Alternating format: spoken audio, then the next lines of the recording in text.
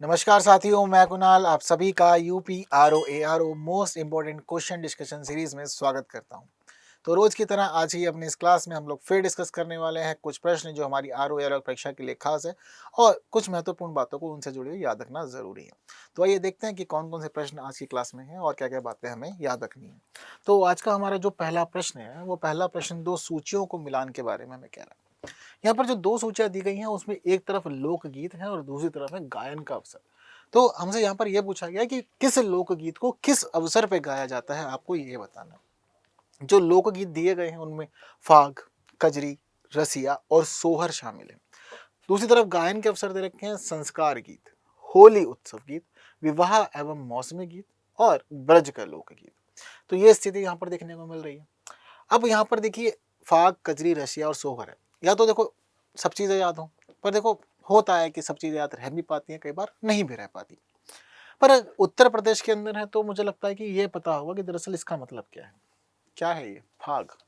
फाग का मतलब फागुन का महीना। और फागुन के महीने में कौन सा त्योहार होता है, कौन सा काम करते हैं आप लोग?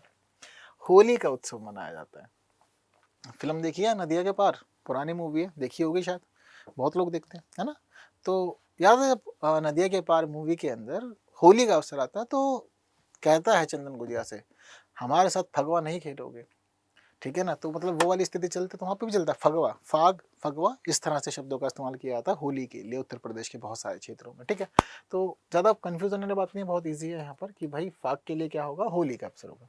अब अगर यहीं पर ही मिल जाता हम लोग को हमारा आंसर तो ठीक, नहीं मिलता तो फिर आगे काम करते हैं। जैसे कि ए के लिए 2 दे रखा है तो ये आंसर हो सकता है, ए के लिए 3 दे रखा है ये तो हो ही नहीं रहा, एक के लिए 3 है ये भी नहीं होगा, और यहाँ ए के लिए 4 है तो ये भी नहीं होगा। अब एक ही ऐसा ऑप्शन हमें दिख रहा है जहां से हमारा उत्तर निकल सकता है, तो यही हमारा आंसर हो जाएगा, काम खत्म। पेपर ऐसे सॉल्व करना, समय बचेगा। हर एक पे नजर नहीं मारनी, अगर एक से आंसर निकल जाएगा तो निकाल के चलिए। वैसे कजरी की बात हम लोग करें तो कजरी के लिए क्या हो जाएगा हमारा आंसर? कजरी होता है विवाह और मौसमी गीतों का मामला, ठीक है? तो यानी कि यहाँ पर आ जाएगा 3। इसके बाद हम लोग ये देखते हैं कि रसिया क्या होता है। रसिया ब्रज के अंदर होता है ना? बहुत सारे गाने हैं तो गानों में भी इस्तेमाल होता है, जैसे कि आज ब्रज में हो रही रे रसिया। तो ऐसे बहुत सारे गानों में रसिया ब्रज कॉम्बिनेशन मिल जाता है तो पता लगता है कि हाँ यहाँ का भी मामला है। तो गाने सिर्फ सुनने नहीं है, मतलब बहुत सारे प्रश्नों के उत्तर भी दे सकते हैं गाने आपको, हमें ये भी पता चल रहा है, ठीक है? और सोहर कहाँ हो जाएगा? संस्कार गीत होते हैं, ठीक है? तो 2 3 4 1, 2 3 4 1 बात बिल्कुल ठीक है। और प्रश्न का उत्तर क्या हो जाएगा हमारा? ए हो जाएगा, ठीक है? चलिए आगे बढ़ते हैं। अगला प्रश्न देख लेते हैं हमारा क्या कह रहा है। चलिए फिर दोबारा दे दिए गए हैं हमें युग्म, एक तरफ दे दिए हैं राजधानी शहर, दूसरी तरफ देश। तो बताना है कि कौन से देश की राजधानी क्या है। यहाँ पर राजधानी में दे रखा है बमाको, किगाली, उस्मरा और खार्तूम। देश दे दिए हैं रवांडा, माली, सूडान और एरिट्रिया। अब देखिए बामाको किसकी राजधानी है, ये देखने वाली बात है। बामाको कोई एग्जैक्टली याद है एक आधी? अगर हो तो अच्छी बात है, नहीं हो तो फिर देखो प्रश्न जरूरी नहीं है कि अटेम्प्ट करना है, हर प्रश्न से उलझना होता नहीं है, ठीक है? चलो जैसे हम लोग बात करें बमाको की, तो बमाको किसकी राजधानी है? बमाको माली की राजधानी है, यानी कि 2 रहेगा। अब यहाँ पर भी देख लेते हैं, अगर एक बार में आंसर निकल जाता है ठीक, वरना फिर आगे थोड़ा और उलझेंगे। जैसे कि ए के लिए 1 बिल्कुल नहीं होगा, ए के लिए 1 नहीं होगा, ए के लिए 2 है, हो सकता है, संभावनाएं है। ए के लिए 2 है, ये भी हो सकता है। अब देखो ये नहीं होगा तो मतलब ये ऑप्शन चला गया, ये वाला ऑप्शन भी चला गया, ठीक है? अब बचा हमारे पास में या तो सी होगा या डी होगा। आगे देखते हैं, किगाली है, ठीक है? अब किगाली किसकी राजधानी है? सोचने वाली बात है। तो किगाली का मामला होता है रवांडा में, ठीक है? यानी कि किगाली जो है वो रवांडा की राजधानी है। अब देख लेते हैं बी के लिए कहाँ पे लिया हुआ। अब यहाँ पर भी बी के लिए 1 है और यहाँ पर भी बी के लिए 1 देखने को मिल रहा है। अब हमारे प्रश्न का जो आंसर निकालेंगे वो सी या डी में से निकालेंगे। अब इन दोनों में देखना हो क्या हो सकता है, सूडान, खार्तूम, एरिट्रिया और उस्मरा। अब देखो सूडान से हम लोग कनेक्ट कर सकते हैं, सूडान का थोड़ा सा ईजी है, नाम से पता चल जाएगा। एरिट्रिया और सूडान, तो सूडान का हम लोग कनेक्शन बना सकते हैं खार्तूम से, मतलब नाम मैच कर रहे हैं, तो थोड़ा सा लैंग्वेज रीजन को लेकर के। और एरिट्रिया उस्मरा वाला मामला हो गया, ठीक है?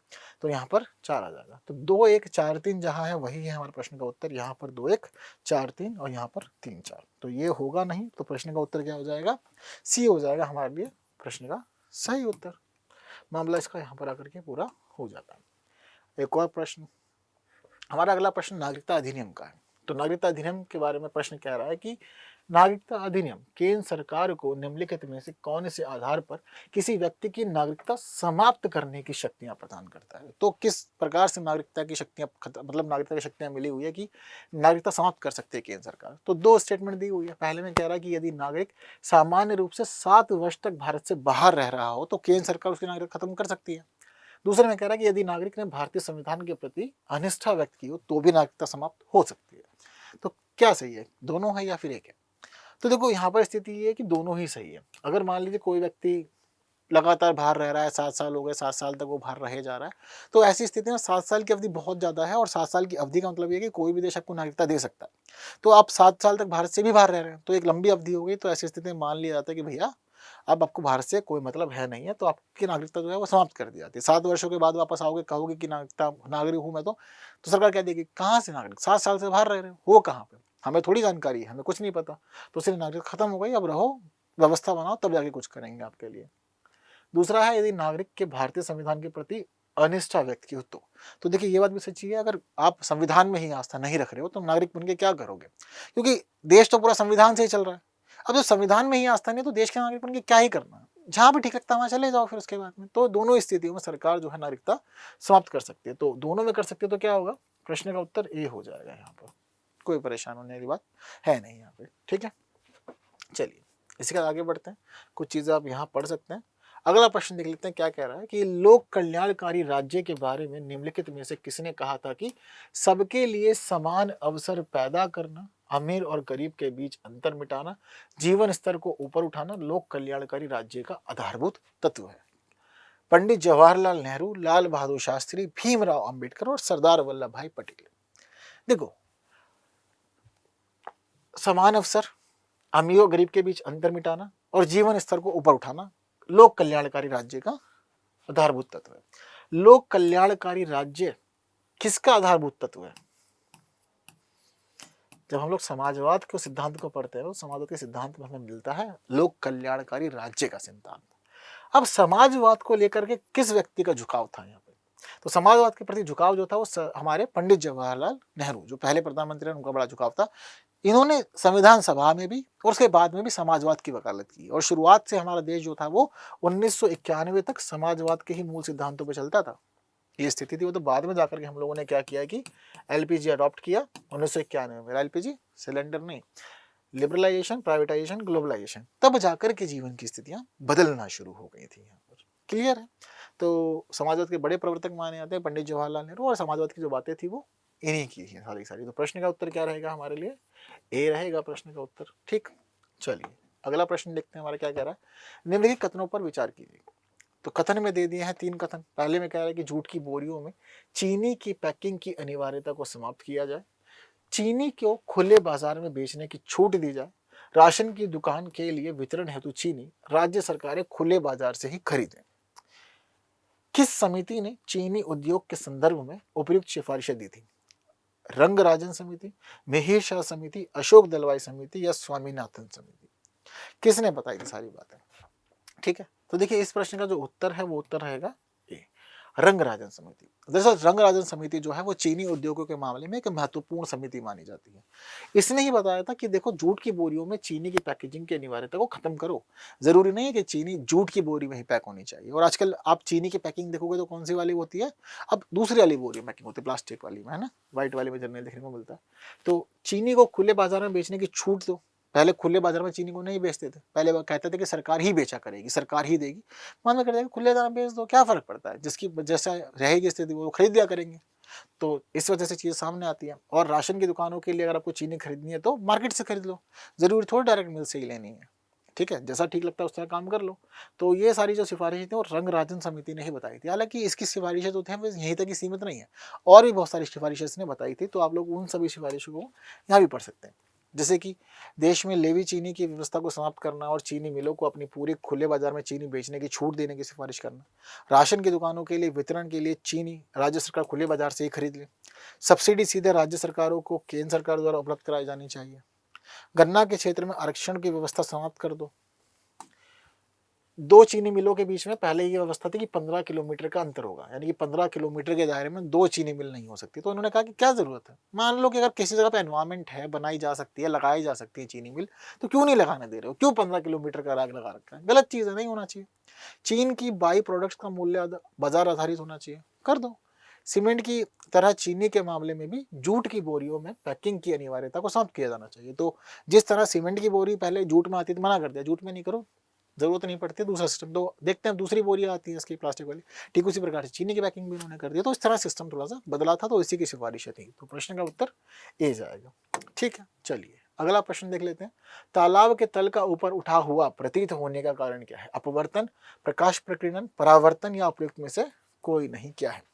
तो देखिए, जब हम लोग तालाब को देखते हैं तो हमें ऐसा लगता है कि पानी बीच में थोड़ा उठा हुआ ऐसा दिखता ना, और ये चीज आपको तालाब में ही देखने को नहीं मिलेगी। कहीं पे गिलास में पानी होगा, ध्यान से देखोगे पानी थोड़ा उठा हुआ दिखेगा, अगर बाल्टी में पानी होगा थोड़ा उठा हुआ वो भी दिखेगा। ये हर जगह पर होता है, यही सच्चाई होती है। पर ऐसा क्यों होता है? इसके पीछे का कारण होता है प्रकाश। तो देखिए, जब प्रकाश की किरण एक माध्यम से दूसरे माध्यम में प्रवेश करती है, ठीक है, और दोनों माध्यमों को पृथक करने वाले तल पर अगर वो लंबवत आपतित होती है तो सीधा विचलन करती है, ठीक है। लेकिन उसके अलावा हम ये देखते हैं कि कई बार वो सीधा विचलन नहीं भी करती है, माध्यमों को पृथक करती है, और पृथक करना हम ये देखते हैं कि तल पर से वो तिरछी आपतित होती है, ठीक है। तो ये दो स्थिति जनरली देखी जाती है। अब मार्ग परिवर्तन पर प्रकाश किरण के मार्ग में जब विचलन की घटना होती है, इस घटना को हम देखते हैं तो पाते हैं कि यहाँ पर प्रकाश का अपवर्तन हो रहा है, ठीक है। तो जब प्रकाश की अपवर्तन वाली स्थिति होती है, इसी के दौरान हमें पता चलता है कि जो जल की स्थिति है वो जल की स्थिति थोड़ी सी ऊंची उठी हुई है। तो इसी वजह से हम लोग कहते हैं कि ये सब घटना किसकी वजह से हो रही है? प्रकाश के अपवर्तन की वजह से होती है। तो किरण किस प्रकार से निकल रही है, किस प्रकार का गमन हो रहा है वहां पर, क्या प्रकाश की किरण की स्थिति, वही सभी चीजों को निर्धारित करती है। और उससे पता लगता है कि प्रकाश का अपवर्तन है, जिस वजह से जल उठा हुआ है। तो प्रश्न का उत्तर ए रहेगा इसके अंदर, अपवर्तन की वजह से हो रहा है। और इसी के साथ हम लोग देखते हैं कि हमारा अगला प्रश्न भी कुछ बातें कह रहा है। तो अगला प्रश्न हमारा कह रहा है कि जीआई टैग प्राप्त वांचो काष्ठ कला संबंधित है किस राज्य से? या यूटी से, जम्मू कश्मीर, अरुणाचल प्रदेश, कर्नाटक या फिर आंध्र प्रदेश, किससे संबंधित है? तो देखिए, जीआई टैग दिया गया था वांचो काष्ठ कला को। ये वांचो काष्ठ कला जो है ये अरुणाचल प्रदेश की एक जनजातीय काष्ठ कला है।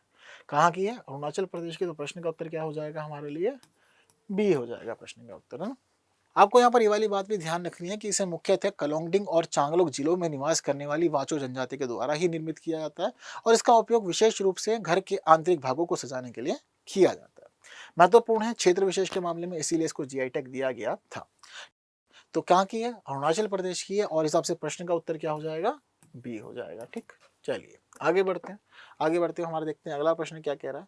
अगला प्रश्न ज्वारीय वन की बात कर रहा है। कह रहा है कि ज्वारीय वन के संदर्भ में निम्नलिखित कथनों पर विचार कीजिए। ये भारत में गंगा, गोदावरी और कृष्णा नदी के डेल्टा क्षेत्र में पाए जाते हैं। केजुरीना, केवड़ा एवं वेदी ज्वारीय वृक्ष हैं जो समुद्री कटाव को रोकने का काम करते हैं। तो बताइए, दोनों सही है, एक सही है, या दोनों ही गलत है? तो देखिए, ऐसी स्थिति में आपको ये वाली बात ध्यान रखनी है कि जो हमारे ज्वारीय वन होते हैं ना, ये गंगा, गोदावरी, कृष्णा सभी नदियों के डेल्टा पे हमें आप मिल जाते हैं। इन तीनों में कुछ नदियां होती हैं डेल्टा बनाती हैं, ठीक है। तो जो डेल्टा बनाने वाली नदियां होती हैं वहां पर हम लोग ये स्थिति देखते हैं।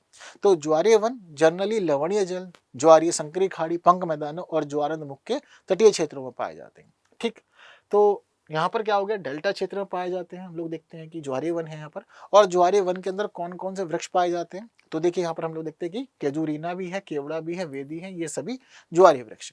हालांकि इसके अलावा ये भी रखना कि मैनग्रोव जो होते हैं वो भी ज्वारीय वृक्ष ही होते हैं, वो भी हमें नदी के किनारे ही देखने को मिलते हैं इसी प्रकार से। ठीक है, जहाँ पर जल जो होता है वो मिलता है, खारा जल भी मिलेगा और आकर के नदी का जल भी मिलेगा, तो वो मिलन क्षेत्र होता है, यहाँ पर स्थिति रहती है, और ये समुद्री कटाव को रोकने का काम भी करते हैं।